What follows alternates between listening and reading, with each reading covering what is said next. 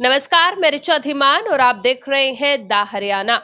जुलाई में सम्राट मिहिर भोज की प्रतिमा का ढांड रोड पर अनावरण किया गया था। उसके बाद गुज्जर समाज और राजपूत समाज है, उन दोनों समाजों में विवाद देखने को मिला। फिर उसके बाद जो ये मामला है, ये हाई कोर्ट पहुंचा और अब 18 अक्टूबर को क्षत्रिय समाज महाकुंभ यानी कि राजपूत समाज के द्वारा महाकुंभ कैथल में किया गया था और उसके बाद सरकार के द्वारा एक कमेटी गठित की गई थी। लेकिन जो गुज्जर समाज के जो प्रतिनिधि हैं, गुज्जर समाज के जो लोग हैं, वो संतुष्ट नहीं थे इस बात से। तो आज वो मिले हैं डीसी साहब जी से। क्या कुछ बातचीत हुई है गुज्जर समाज के जो लोग हैं, प्रतिनिधि हैं, अनिल तंवर जी हमारे साथ मौजूद है, उनसे हम बातचीत करेंगे। नमस्कार। जी नमस्कार। जी सर, तो आज आप मिले हैं डीसी साहब से, क्या उन्होंने कहा सर, क्या कहना है? जी देखिए, पहले तो सर्वप्रथम सम्राट मीर भोज प्रतिहार के नाम से प्रसिद्ध हैं और प्रतिहार महान सम्राट मीर भोज गुज्जर प्रतिहार सम्राट के नाम से, ये हमारे कहने की बात नहीं है, सदियों से चली आ रही बात है और प्रथा है और वो महापुरुष थे और गुज्जर प्रतिहार सम्राट थे, ये इतिहास की बात है। अब ये मूर्ति का अनावरण कैथल में होने से पहले देश के अन्य हिस्सों में भी हुआ है। चाहे आप राजस्थान की बात करें, चाहे आप दिल्ली की बात करें, चाहे आप यूपी की बात करें, चाहे आप मध्य प्रदेश की बात करें, तो अन्य स्टेटों में भी ऐसे पहले ही मूर्ति का अनावरण हुआ।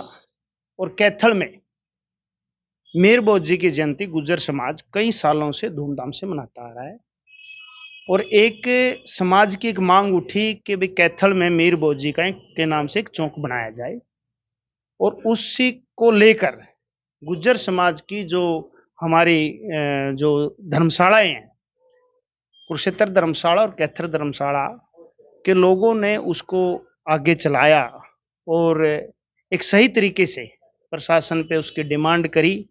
और यहाँ पिछली सरकार मेरे शिक्षा मंत्री कंवरपाल जी आए और स्टेज पर ये घोषणा करके गए कि यहाँ पर मीर भोज जी का चौक बनाया जाएगा और उसके लिए वो एक अलाउंस भी करके गए, भी मैं इतनी रकम इसमें सहयोग राशि सरकार की तरफ से दूंगा। जब मंत्री सरकार की तरफ से घोषणा करके गया और पैसे भी सरकार की तरफ से आए, तो ये काम तो सरकार से हमने डिमांड रखी। हर बरादरी, हर जाति, हर धर्म के लोगों का यह अधिकार बनता है कि वो अपने पूर्वजों के सम्मान में, अपनी बरादरी के सम्मान में डिमांड रखे और सरकारें उसको मानती रही और मानती रहेंगी भी। तो जब सरकार ने मान लिया तो फिर सरकार की ड्यूटी बनती थी उस मूर्ति का अनावरण करवाना। तो सरकार के सहयोग से ही या उसके दिशा निर्देश या बरादरी की मेहनत से गुज्जर समाज ने मूर्ति का अनावरण किया और राजपूत समाज के लोगों में इसको लेकर बेवजह का एक विवाद पैदा हो गया। अब मान लो वो विवाद भी हो गया, उसके बाद अनावरण हो गया और अनावरण के बाद दोनों पार्टियां हाई कोर्ट चली गई और ये मान लिया समाज के लोगों ने कि भाई हाई कोर्ट जो फैसला करेगा वो सर्वोपरि, कोर्ट तो है ही सर्वोपरि है। तो इसके बीच में जब राजपूत समाज के लोगों ने प्रेशर बनाया सरकार पर और सरकार के नुमाइंदे उनके बीच में गए, उनसे बातचीत करी और उनकी सहमति से हमें लगता है कि सरकार सिर्फ और सिर्फ वोट के लिए उनकी सहमति से इस कमेटी का गठन कर रही है। और अगर सरकार ऐसा करती है, उनकी सहमति से गठन किया और कहीं ना कहीं अगर फैसला गलत आया तो ये मानो कि जनभावना कोई से ठेस पहुंचेगी। और मैं ये मानता हूं कि पहले ही बीजेपी के लोगों ने लगातार ये षड्यंत्र करते रहते हैं जाति के नाम पे, धर्म के नाम पे, कि भाई इन लोगों को कैसे बांटा जाए, कैसे वोट में इसको कन्वर्ट किया जाए। अभी यही है, अगर ऐसा हुआ तो भाई ये मानो कि फिर ये बहुत ज्यादा नुकसान होगा और आपस में भाईचारा ज्यादा बिगड़ेगा। ये कोई भी किसी भी समाज का ठीक आदमी है, उसकी ड्यूटी बनती है कि भाईचारा ना बिगड़े, भाईचारा ठीक से बना रहे, भाईचारा बना रहे, आपसी सौहार्द बना रहे। उसके लिए हमने गुज्जर समाज की मीटिंग बुलाई थी, हमने मिल बैठ के बातचीत करी और हम आज ये हमने कल मीटिंग बुलाई थी, आज फिर मीटिंग बुलाई और हम डीसी साहब से मिले। हमने डीसी साहब को एक एप्लीकेशन दी है, उन्होंने एक नोटिस दिया कि कल जो कमेटी का गठन किया गया उस कमेटी की कल एक पहली मीटिंग होनी थी। तो उसके लिए हमने कहा कि उन्होंने हमसे एक अधिवक्ता मांगा था कि आप एक अधिवक्ता दें ताकि उस कमेटी में बैठ के चर्चा की जाए। और हम इस बात के फैसले पे नहीं पहुंच पाए कि हम अपने अधिवक्ता से हमारी बात नहीं हो पाई या उससे हमें टाइम नहीं मिल पाया कि हम कल उस कमेटी में अपनी बात रख पाए। दूसरा, हमारा ये भी विरोध है कि भाई जब आप कमेटी का गठन कर रहे हैं तो मान लो किसी से आपका झगड़ा है, दो पार्टी है, तो दोनों पार्टियों से पूछ के ही कमेटी का गठन किया जाएगा। तो इसमें हमारी बिरादरी के लोगों को या हमसे पूछा नहीं गया कि एक कमेटी बनाई जा रही है, उस कमेटी में आप भी अपना कोई नुमाइंदा दें। तो मतलब हम कह सकते हैं कि आपकी आपत्ति जो है वो यही रहेगी, जो कमेटी बिठाई गई है उसकी, उसमें आपकी मेन क्या आपत्ति रहेगी? हमारी आपत्ति यही है, प्रथम तो यही है कि जब कोई किसी भी पक्ष का झगड़ा हो, उन पक्षों से बातचीत करके, मान ले आप देहाती से बात करें, भी एक पंचायत का गठन किया, वो सरकार ने कमेटी का गठन किया, तो वो हमसे बातचीत करके ही तो कमेटी का गठन होना चाहिए। जब प्रथम में यही लगा लो पहली स्टेप है, भी हमसे कोई राय नहीं ली गई, तो हम उस पर कैसे सहमत होंगे? तो मतलब कि आप ये कह रहे हैं कि जो राजपूत समाज ने जो महाकुंभ किया था, उसके बाद सरकार ने जो कमेटी बिठाई है, उसमें गुज्जर समाज के लोगों से कोई भी बातचीत नहीं की गई। और अगली बात, जब मामला हाई कोर्ट में है और कोर्ट ने कहा कि हम हिस्ट्री के ज्ञाताओं की राय लेकर कोर्ट अपने अपने लेवल पे चलेगी, तो सरकार का हस्तक्षेप क्यों? हमारी यही बात है ना भाई, मामला हाई कोर्ट में, हाई कोर्ट से बड़ी तो ना सरकार है ना हमें। और हाई कोर्ट का मामला जब चल रहा है, हाई कोर्ट में मामला संज्ञान में, तो उससे पहले सरकार को क्या जल्दी पड़ी है कि कमेटी बनाए और कमेटी अपनी रिपोर्ट दे? तो क्या सर हम ये चीज कह सकते हैं कि राजस्थान में राजपूत समाज के जो है वो ज्यादा है, तो क्या राजनीति रूप देखा जा सकता है? देखिए, बीजेपी की बात जहां मैं करना चाहूंगा, बीजेपी का काम है धर्म और जाति के नाम पे लड़ा के वोटें बटोरना।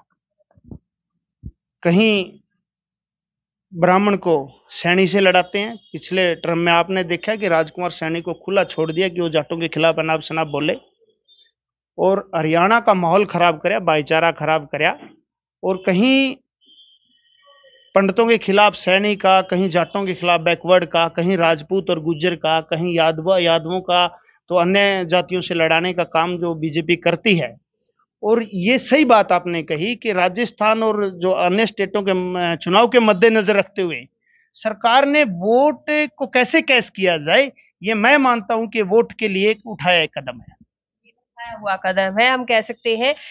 तो आने वाले चुनाव राजस्थान में है और वहां पर राजपूत समाज के जो लोग हैं वो काफी ज्यादा अधिक है। तो सर ऐसे में जब यहाँ पर महाकुंभ हुआ था, वहां पर जो पृथ्वीराज चौहान है, जो क्षत्रिय समाज है, उनकी 34वीं 35वीं पीढ़ी यहाँ पर आई थी, काफी बयानबाजी यहाँ पर की गई थी, तो उस पर आपका? देखिए, राजपूत समाज से हमारा कोई बैर नहीं है। राजपूत समाज या किसी भी समाज, हम सभी लोग आपस में भाईचारे से रहते हैं। किसी भी बात को इशू बना के अपना प्रेस्टीज इशू बनाए या दूसरे को नीचे दिखाना, ये ठीक नहीं है। तो मेरा तो कहना यही है कि भाई ऐसा जो है, किसी की भावना को ठेस नहीं पहुंचानी चाहिए, और सर्व समाज का गठन होता है और देश की तरक्की होती है, तो सबको साथ लेके चलना चाहिए और सबकी इज्जत करनी चाहिए। तो सर जैसे अब सरकार द्वारा राजपूत समाज की जो कमेटी गठित की गई थी, उससे पहले गुज्जर समाज की भी एक कमेटी गठित की गई थी और आप लोगों की मीटिंग हुई थी सीएम साहब से, तो उस वक्त क्या बातचीत हुई? देखिए, इसमें कई दौर की बातें चली। जब मूर्ति का अनावरण होना था तो तनाव उससे पहले ही हो गया था। मूर्ति का अनावरण हुआ, और मूर्ति का अनावरण होने से पहले भी हमारी एक कमेटी सीएम साहब से मिली थी, और उस समय सीएम साहब के से मिलने के बाद दोनों जातियों के प्रतिनिधियों ने साझा एक बयान दिया था कि हम मिल बैठ के इस बात को निपटाएंगे। पर कुछ साजिशकर्ता लोगों की वजह से वो बात भी नहीं सिरे चढ़ पाई। फिर उसके बाद एक 11 सदस्यीय समन्वय कमेटी बनाई।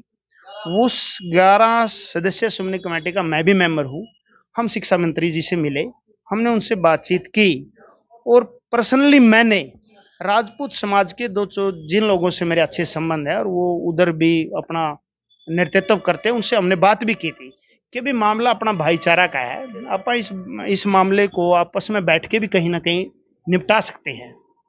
देखिए, ये हम भी मानते हैं और ये राजपूत समाज के लोग भी मानते हैं कि हमारा जो जेनेटिक है वो एक है।